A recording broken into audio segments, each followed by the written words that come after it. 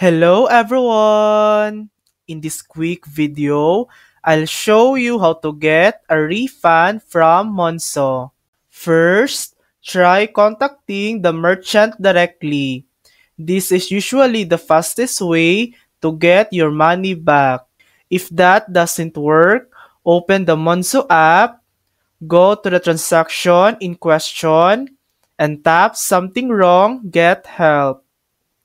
From there, follow the steps to report the issue, whether it's a duplicate charge, missing refund, or an unrecognized transaction.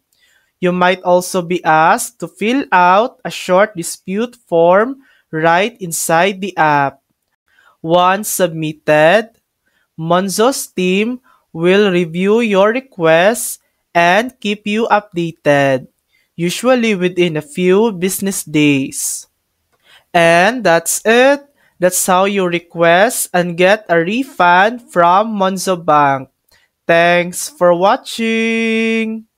If this video helped you, please like and subscribe for more helpful tutorials.